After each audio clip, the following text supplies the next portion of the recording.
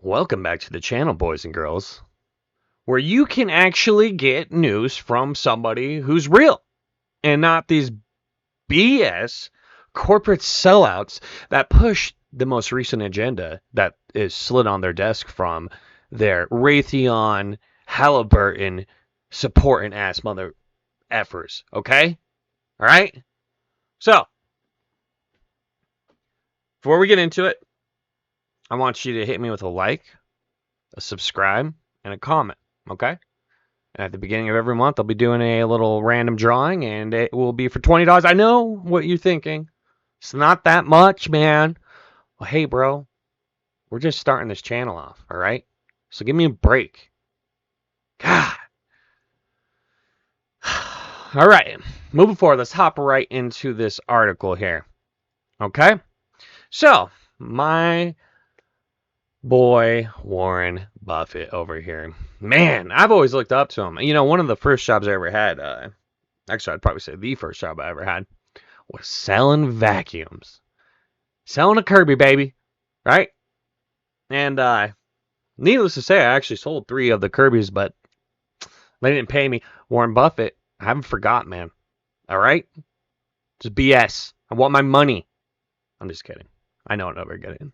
Anyways, when you see a man that moves mountains with his cash, sitting on the sidelines, and has all of his money out in cash and he's not investing, when that's all he does. That's all he does. That's how he makes his money. So, anytime this guy makes a move, man, you better be watching. And if you got your money in stocks and you see Warren Buffett sideline, what is it, $167 billion, man? Better be paying attention because he ain't doing that for no reason. All right. So let's go ahead and hop in this article here and see where it takes us. All right. Oh, yeah. By Tyler Durden, Zero Hedge. The man, the legend, the myth, Tyler Durden. All right. Starting this baby off. One of the longest running traditions in modern finance is that every year, one Saturday morning in late February, the world's financial class, from professionals to mere amateurs, sit down, as they have for the past 65 years or so, for an hour and read what the latest Berkshire annual letter written by Warren Buffett, in which the man, seen by many as the world's greatest investor, wrote down his reflections, observations, aphorisms, and other thoughts, which are closely parsed and analyzed for insight into what he may do next, what he thinks of the current economy and the market climate, or simply for insights into how to become a better investor.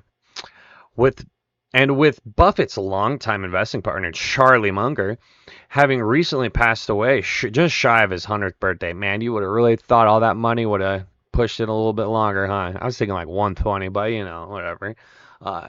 Or did he die? Did they put him in? I bet they cloned him, dude. Or you know what?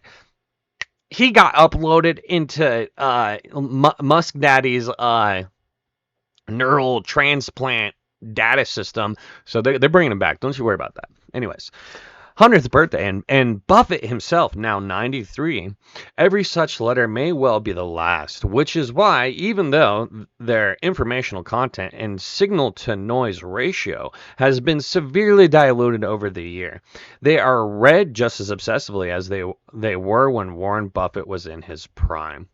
Like I said, man, this dude, like, if he sidelines his money, you best be watching, man. Something's coming. Dude, we all know it's coming at this point. Like, you literally have to be like sitting here staring at a wall like that. You know what I'm saying? Just like this. To not get the point. I mean, like, you'd have to be trying. And there's people out there, I've met them, that they literally will like forcefully make sure they have no clue what's going on. Because, I'm not going to lie, it does stress some people out. And when you've got a lot of stressors going on, the last thing you need to know is about an economic collapse and calamity and all this other crap. So, I understand that side of things, right? It is a fair weather topic, okay? But with that being said, let's go ahead and hop back in this article because I have nothing more to say about it, all right? Which brings us to the latest Berkshire annual report and an accompanying letter, which at 16 pages close and at a good 6 pages more than the last year's edition, my lord, was somewhat of a downer, as the Omaha billionaire is quick to warn Berkshire's shareholders that the massive $900 billion conglomerate, woo, baby, almost a trill. Good lord. He's stacking racks, man. Whose share price just close at a new all-time high. No possibility of eye-popping performance in the years ahead, which is also why the company's cash pile hit a new record high of $167.6 billion. As Buffett reiterated that there were very few deals that offer the kind of transformative impact past takeovers have had, such as its purchases of insurers Geico, National Indemnity, or the BNSF Railroad. Boy, I tell you what, son, when I played Monopoly, boy, you got them railroads locked up, you were in a good place. You were in a good place, and look, he's got all that stuff set up, right? You know what I'm saying? So, man, I can't stress it enough, dude. These dudes, they know something's coming. Then you factor in, I made a video a while back. You should probably go watch it. A little bland, but whatever. The elites made a bunch of bunkers. They're all making bunkers, man. Sidelining their cash, getting ready, you know? So, if you're going to do one thing to help yourself out today, go buy a little bit of food, man.